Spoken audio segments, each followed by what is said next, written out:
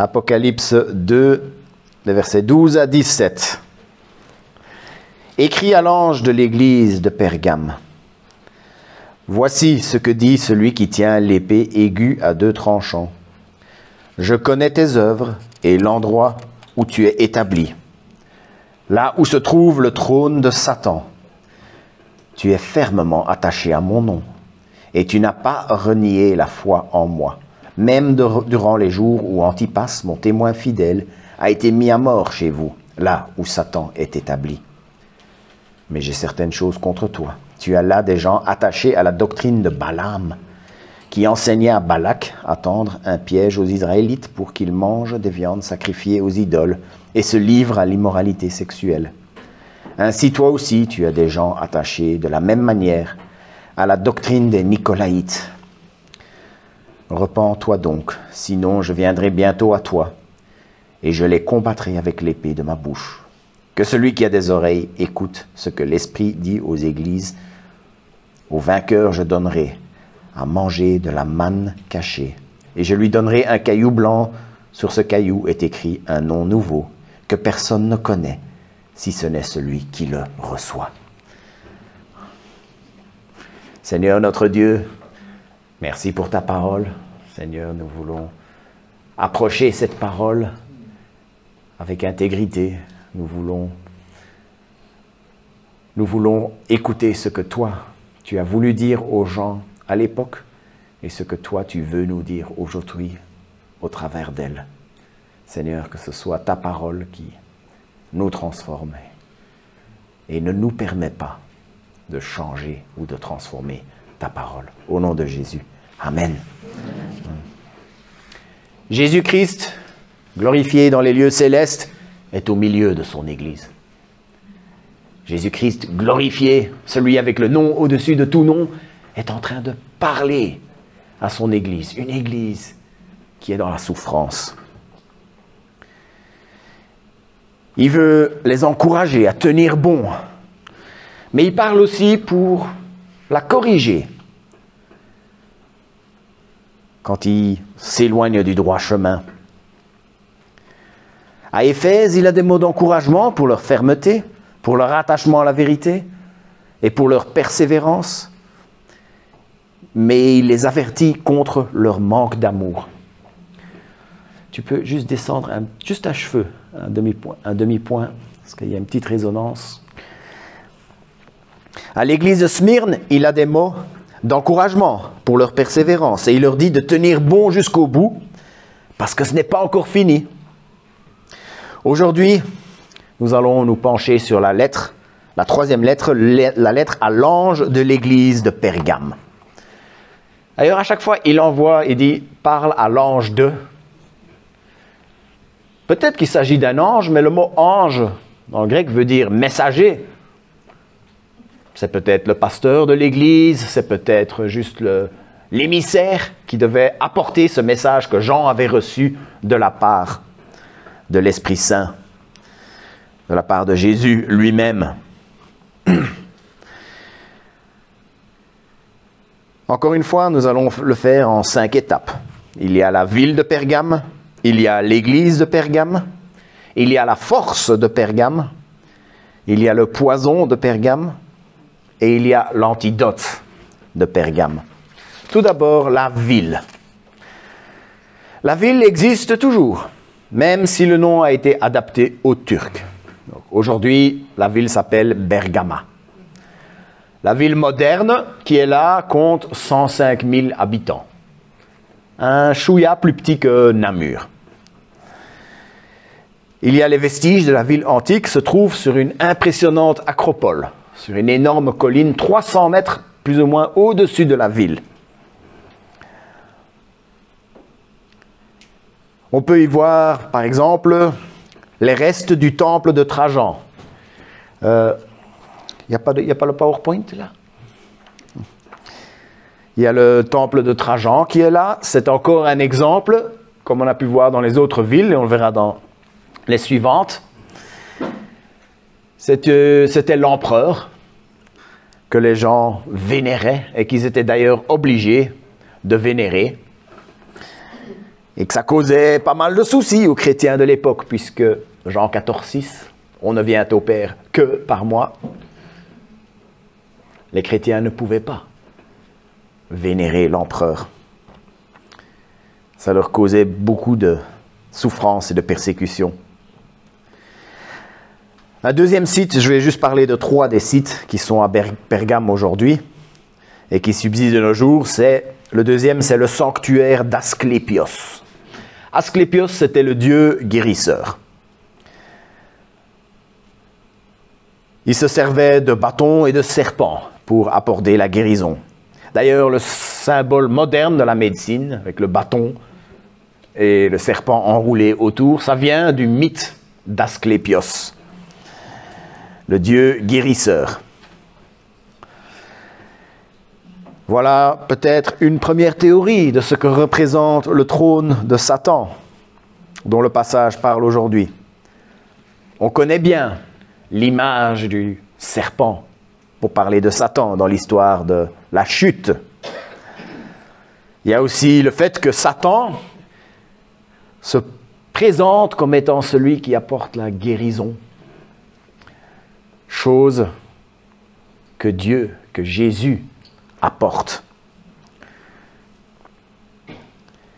Satan est celui qui cherche à remplacer Dieu.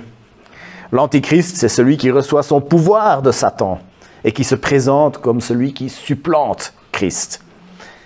Il prétend apporter guérison, la chose que Jésus a apportée.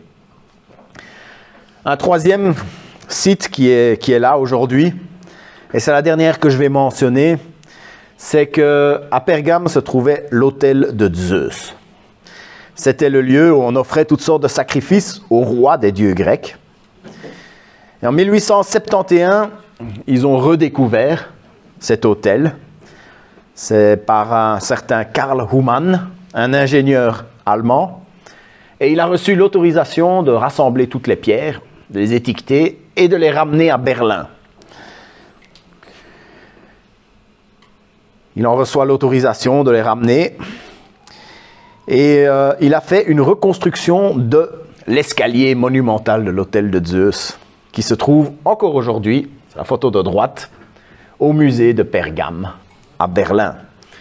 Malheureusement, on ne peut pas le voir en ce moment, puisque tout le musée est en restauration pour l'instant.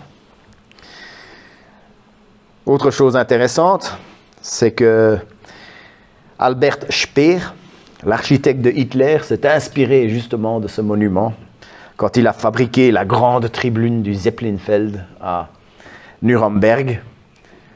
Et il y a cette fameuse image de Hitler en train de descendre les escaliers. C'était sa manière de se montrer comme étant le sauveur du peuple. Il a parlé avec des discours alarmistes pour faire peur à son peuple, et puis il s'est présenté lui-même comme étant le seul qui pouvait diriger le peuple pour le libérer. Et il l'a fait en descendant les escaliers, et ça ressemblait, c'était inspiré de cet autel. Chose intéressante, c'est que fait un peu penser à la forme d'un trône. Est-ce que c'est l'image du serpent est-ce que c'est l'autel de Zeus, le trône de Satan? Ou est-ce que c'est encore autre chose? En tout cas, la ville de Pergame était un lieu où Satan lui-même était très actif. Mais sa puissance n'a pas empêché une communauté de chrétiens nés de nouveau et fidèles d'exister, de survivre et même de prospérer. L'église de Pergame, comme toutes les autres églises, c'était un groupe de chrétiens qui étaient persécutés. Leur appartenance à Jésus-Christ pouvait leur coûter la vie. Il parle d'un témoin fidèle qui a été mis à mort, un certain Antipas. Le mot témoin, martus, s'est transformé dans les langues modernes en variation du mot martyr. Mais ça vient du Nouveau Testament. Toute personne qui témoigne de quelque chose, quoi que ce soit, même si c'est d'un crime ou d'une belle action ou quelque chose. Celui qui a juste raconte ce qu'il a vu, c'est un martus, un témoin. Mais ce mot est utilisé pour parler de Étienne et il est utilisé pour parler de Antipas. Et c'est comme ça que, dans les langues modernes, le mot témoin est devenu martyr, quelqu'un qui meurt pour le témoignage d'une foi. On ne sait rien sur ce témoin fidèle, Antipas. À côté de la parole de Dieu, il y a des écrits par d'autres auteurs qui sont parfois même apparus des siècles plus tard. C'est ce qu'on appelle la tradition. Ce sont des textes intéressants, mais pas fiables à 100%. Donc les choses qu'on nous dit sur Antipas, il faut pouvoir les prendre avec une pincée de sel. La tradition raconte qu'il s'agissait du pasteur de cette église. On dit que ses prières chassaient les démons, qu'on a essayé de l'obliger à faire un sacrifice à l'empereur Domitien, et que comme il a refusé, il aurait été exécuté sur l'autel de Zeus. Il l'aurait enfermé dans un taureau de bronze, et ils auraient mis le feu en dessous de ce taureau. La force de l'église de Pergame. Il s'agit de la même force qu'on retrouve dans la plupart de cette église, mais Jésus l'exprime d'une manière un peu différente cette fois-ci. Il le fait en 2 déclarations. La première déclaration, tu es fermement attaché à mon nom. À mon nom. Il faut savoir qu'à l'époque, on accordait beaucoup d'importance au nom qu'on donnait à quelqu'un. Que dire du nom de Jésus? Comme vous le savez, la plupart des noms ont des équivalents dans les autres langues. Par exemple, le nom Jean, John en anglais, Gianni en italien, Juan en espagnol, ou encore Jan ou Hans en allemand, en néerlandais. Mais c'est la même chose pour Jésus. C'était juste, Jésus, c'est l'équivalent français du mot Yehoshua. Yehoshua qui veut dire Yahweh sauve. C'était un nom d'ailleurs très commun pour les hommes juifs à l'époque. Mais dans le cas de Jésus de Nazareth, le nom n'a pas été choisi par hasard. Regardons un peu ce que l'ange dit à Joseph avant sa naissance. Voici de quelle manière arriva la naissance de Jésus-Christ. Marie, sa mère, était fiancée à Joseph. Or, avant qu'ils aient habité ensemble, elle se trouva enceinte par l'action du Saint-Esprit. Joseph, son fiancé, qui était un homme juste et qui ne voulait pas l'exposer au déshonneur, se proposa de rompre secrètement avec elle. Comme il y pensait, un ange du Seigneur lui apparut dans un rêve et dit « Joseph, descendant de David, n'aie pas peur de prendre Marie pour femme, car l'enfant qu'elle porte vient du Saint-Esprit. Elle mettra au monde un fils, et tu lui donneras le nom de Jésus, car c'est lui qui sauvera son peuple de ses péchés. » Jésus, Yehoshua, Yahweh sauve. C'est celui qui allait sauver son peuple. Son peuple, c'est nous, ultimement. Rester fermement attaché à son nom, c'est le reconnaître Jésus comme étant Yehoshua, Dieu qui sauve.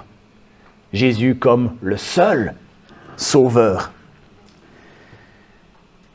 L'Église était entourée de méchanceté, tel point que Jésus parlait de la ville comme étant le lieu où habite Satan. C'est parce qu'on leur présentait une myriade d'autres sauveurs, de sauveurs imposteurs, de sauveurs qui voulaient se mettre à la place de Jésus dans leur vie. On parlait du Dieu guérisseur, il y avait l'empereur, il y avait aussi le temple d'Athéna, la protectrice de la cité. Cette église était entourée de gens puissants qui tentaient, tantôt par la ruse, tantôt par la force, de les faire s'attacher à des autres sauveurs. Mais les Pergamiens restaient fidèlement attachés à un seul sauveur, le seul sauveur, celui qui sauve du péché. Restons fermement attachés au nom de Jésus. C'est ce qu'il attend de nous. N'ayons pas peur de le répéter, il est le seul sauveur. Les autres sauveurs ne sont que des imposteurs. Restons fermement attachés à Yehoshua. Yahweh sauve. La deuxième déclaration, tu n'as pas renié la foi en moi. Pour ce qui est du reniement, c'est la même idée que quand Pierre a renié Jésus 3 fois. Pierre, par sa bouche, il a dit ces paroles-ci. Je ne comprends ce que tu veux dire. Je ne sais ni ne comprends ce que tu veux dire. La deuxième fois, je ne fais pas partie de ces gens-là. Et puis la troisième fois, il y va fort. Je le jure, je ne connais pas cet homme dont vous parlez. Pierre disait par sa bouche.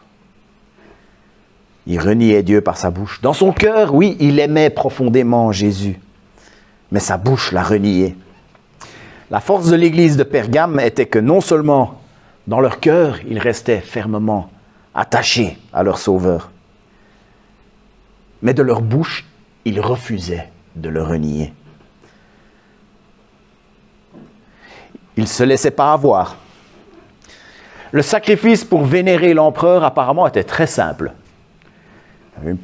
Un pot d'encens qui était là, il suffisait de prendre une pincée et de le jeter sur le feu. Le petit geste. Et ils auraient pu très bien essayer de dire, ce n'est rien, c'est juste un petit geste. Dans mon cœur, je n'y crois pas. Je fais juste le geste.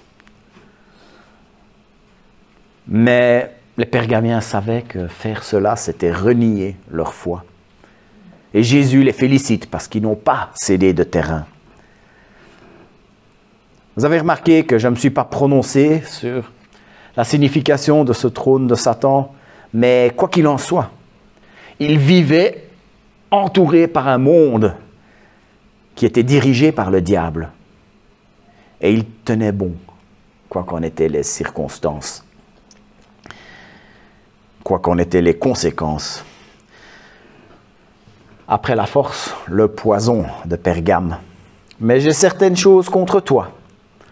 Tu as là des gens attachés à la doctrine de Balaam qui enseignait à Balak à tendre un piège aux Israélites pour qu'ils mangent des viandes sacrifiées aux idoles et se livrent à l'immoralité sexuelle.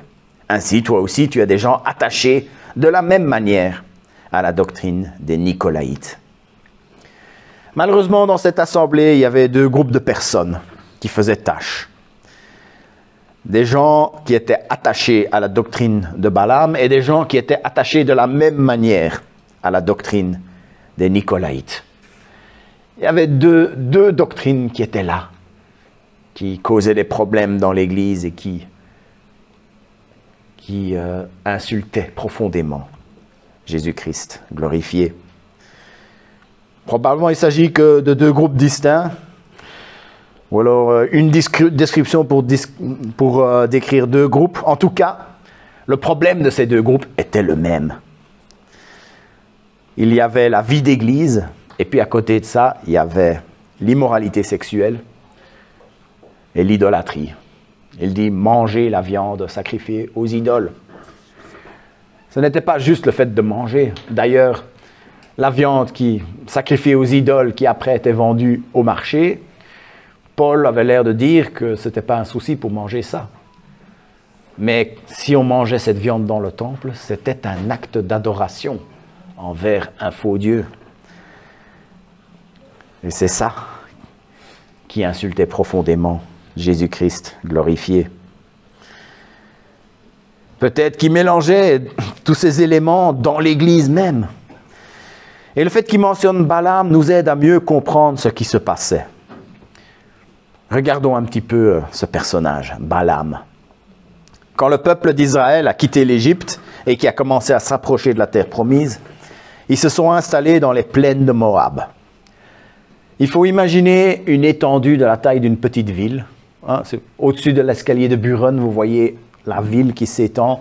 Vous voyez la même surface, mais toutes des tentes remplies de personnes, dont beaucoup sont armés. Ça, c'est ce que Balak voyait dans son territoire. Et il commençait à avoir peur. Il était parfaitement au courant que d'autres peuples avaient essayé de les arrêter. Ils n'y sont pas arrivés. Ils étaient parfaitement au courant de ce qui s'est passé en Égypte, de la grande défaite qu'ils avaient infligée aux Égyptiens aussi. Et comme il ne sait pas les arrêter, par son armée, il a décidé de faire appeler ce Balaam. Balaam habitait assez loin. C'était probablement une espèce de rockstar de la prophétie. Il savait que Dieu existait. Il savait que Dieu était puissant. Mais il vendait ses prophéties pour de l'argent. Balak s'était dit que si Balaam maudissait le peuple, il allait pouvoir le détruire. Le voyage de Balaam pour aller auprès de Balak a été mouvementé. On le raconte pas mal dans les écoles du dimanche, avec un âne qui a dû se mettre à parler. Et quand il est arrivé, il dit à Balak, « Écoute, je ne peux pas maudire ce peuple si Dieu ne me le permet pas. » Et ce qu'il fait à la place, c'est de le bénir. Et évidemment, Balak, qui était en train de payer, il n'était pas content.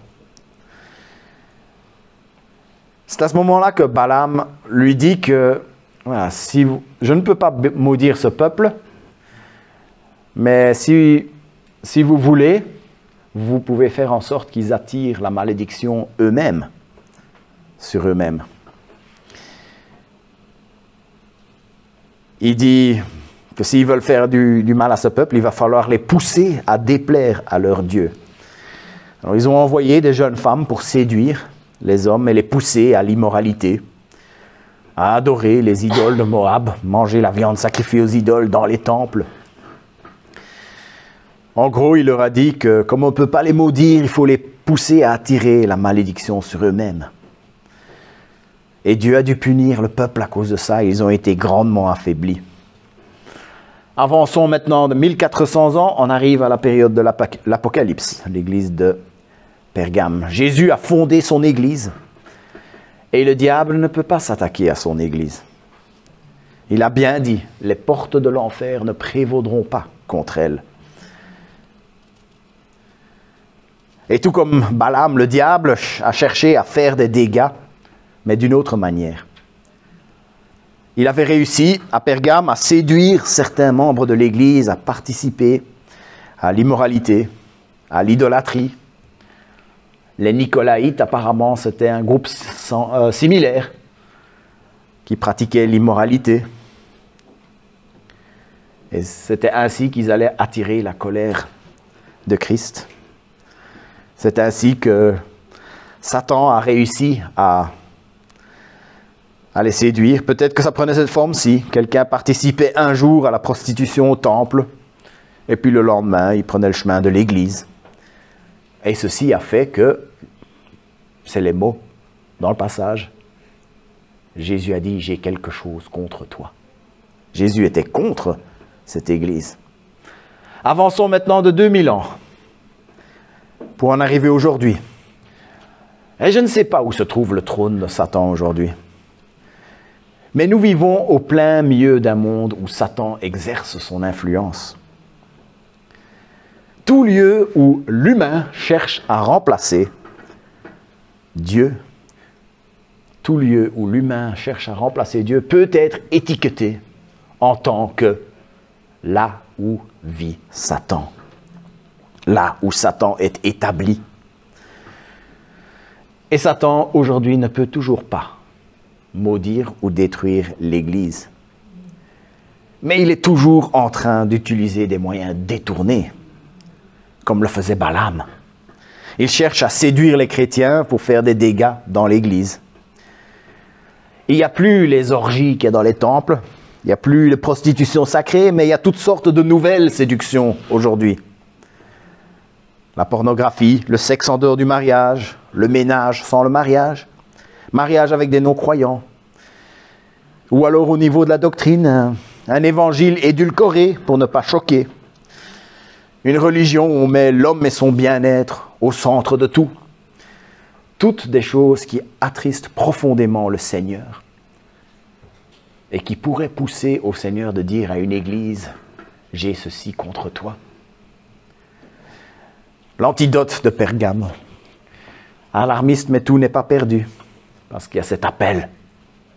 Repens-toi Il n'y a rien de plus simple. Si on est sur la mauvaise voie, le Seigneur est patient pendant un temps. Il laisse la possibilité à la repentance. Aujourd'hui, nous sommes dans cette période où si nous sommes sur la mauvaise voie, la repentance est possible. Mais un jour, ce ne sera plus le cas. Regretter le mal qui est fait, opérer un demi-tour, changer radicalement. Et un jour, il y aura une fin à ce péché, d'une manière ou d'une autre. Ou bien ce péché prendra fin par la repentance, ou bien ce péché prendra fin quand Jésus entrera en scène et combattra. Ce sont les paroles du verset. Il reviendra et combattra avec l'épée de sa bouche. Cette épée est donc plus que juste la parole de Dieu. Cette épée, c'est le châtiment divin. Vous vous souvenez, la semaine dernière, il y avait cette phrase qui sortait encore de la tradition, comme quoi les chrétiens de Smyrne craignaient plus un autre feu. Ils craignaient plus les flammes de la seconde mort que les flammes de la persécution. Et ici, nous avons la même idée.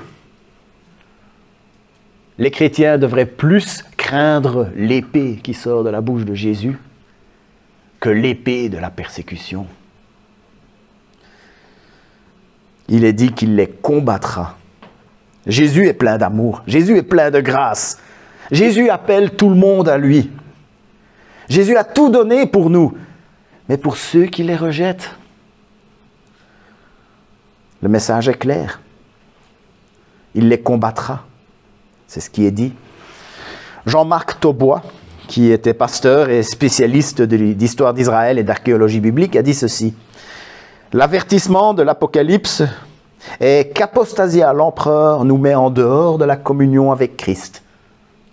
Mais les vainqueurs sont ceux qui ne l'ont pas fait. Ça, c'était pour les chrétiens d'Asie mineure au 1er siècle. Notre rôle en tant que son Église aujourd'hui est de comprendre quel est l'équivalent actuel, aujourd'hui, actuel et belge de ce culte à l'empereur. C'est de pouvoir l'identifier, d'y résister, et puis de rester fermement attaché à son nom et ne jamais renier notre foi en lui.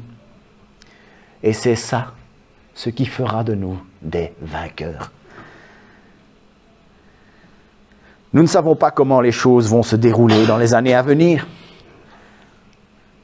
En étudiant l'Apocalypse, je suis toujours obligé de mettre ce petit caveat, de pouvoir dire « Je ne sais pas exactement comment ça va se passer.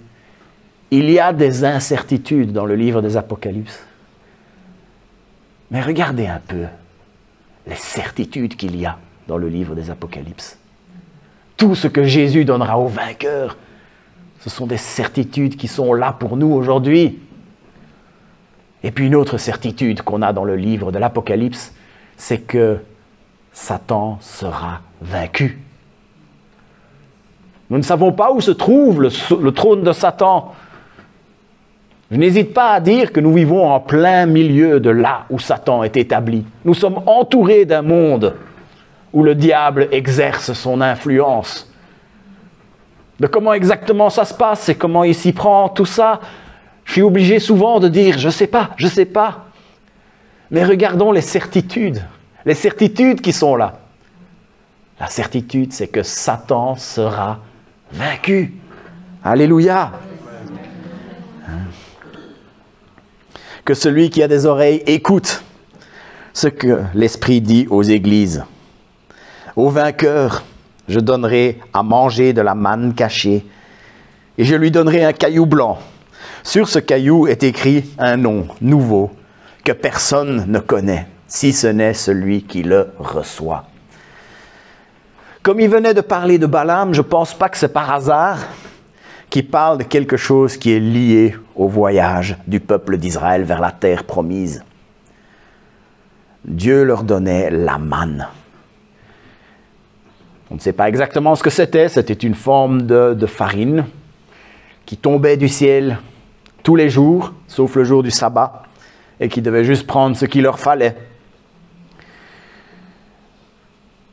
Et c'était tout ce dont ils avaient besoin. Mais une partie du peuple s'en était lassée. Ils ont commencé à demander autre chose. Et ils ont commencé à être attirés par les femmes et par les temples d'un peuple maléfique. Mais Dieu leur avait donné la manne. Il a dit, c'est ça que je veux que vous preniez. Les hommes étaient attachés par des choses qui brillent pour un instant et puis qui disparaissent et qui mettent Dieu en colère. Jésus est le pain descendu du ciel. C'est la vraie nourriture. Nous sommes enfants de Dieu maintenant. Faisons de ça notre plus grand bien. Parce que ça, c'est une chose qui ne disparaîtra jamais. À nos yeux, ça ne brille peut-être pas autant que ce que le monde peut nous donner. Mais c'est parce que nous sommes aveugles parfois. Mais c'est la chose qui ne disparaîtra jamais. Il nous donnera aussi un caillou blanc avec un nom nouveau. Le gagnant d'une course, on a vu, recevait une couronne, la couronne du vainqueur, mais il y avait aussi une petite tablette blanche avec son nom écrit dessus. Et ce caillou donnait accès au grand festin du vainqueur. Si nous résistons, nous allons avoir un accès complet à la provision de Dieu et un accès garanti au festin de l'agneau. Le nom que personne ne connaît, c'est notre nouvelle identification éternelle dans la gloire. Le moment est venu pour compléter le tableau du vainqueur. Il va y avoir 14 entrées à la fin. À Éphèse, il a dit « Décide de revenir à ton premier amour et je te donnerai du fruit de l'arbre de la vie. » À Smyrne, il dit « Reste fidèle jusqu'au bout, tu ne connaîtras pas l'enfer. » Et puis à Pergame, ici, c'est un peu plus long. Je vais résumer un peu pour que ça puisse rentrer dans le tableau. Comment vaincre? Repens-toi. Et ce qui est promis au vainqueur, tu seras le bienvenu au banquet de Dieu. Dieu parle à son Église pour la préparer à ce qui doit arriver. Nous faisons partie de cette Église. Et de ce fait, c'est à nous qu'il parle pour nous préparer à ce qui doit arriver. Nous ne savons que très peu sur ce qui doit arriver, mais nous avons tout ce dont nous avons besoin pour être prêts. Que celui qui a des oreilles écoute ce que l'Esprit dit aux sept églises. Avec lui, nous sommes vainqueurs, et le vainqueur recevra le pain descendu du ciel, et il sera accueilli au banquet de l'agneau. Prions. Seigneur notre Dieu, te remercions pour toute la protection que tu nous as accordée toutes ces années. Je suis plus que persuadé que la terre entière est là où Satan est établi. Nous vivons en plein milieu de là où Satan est établi. Te remercions parce que tu nous protèges. Seigneur, ne nous permets pas de ne pas être, ne nous permets pas de nous détacher de ton nom. Nous voulons te reconnaître, toi, comme étant le seul sauveur et ne chercher le salut en aucun autre. Seigneur, ne nous permets pas de renier la foi que nous avons mise en toi. Quoi qu'en soient les conséquences, donne-nous le courage pour cela. Seigneur, nous voulons te prier pour que nous ne puissions pas être déviés par des moyens détournés non plus. Que si l'équivalent 2004 belge de Balaam nous pousse à faire toutes sortes de choses qui pourraient te mettre en colère, que nous puissions le voir, le dénoncer et nous détourner. Protège nos jeunes qui sont une cible de ces choses de manière très forte, nos enfants. Seigneur, nous voulons te prier pour que nous puissions être trouvés fidèles, fidèles dans ce que nous enseignons, fidèles dans le modèle que nous donnons à d'autres. Et Seigneur, que nous puissions ne pas être ceux que tu combattras. Que nous puissions être les vainqueurs. Seigneur, nous te remercions parce qu'en toi, nous sommes plus que vainqueurs. Et merci pour tout ce que tu promets à ceux qui se trouveront vainqueurs. Que nous puissions, chacun d'entre nous, être ces vainqueurs-là. Au nom de Jésus. Amen.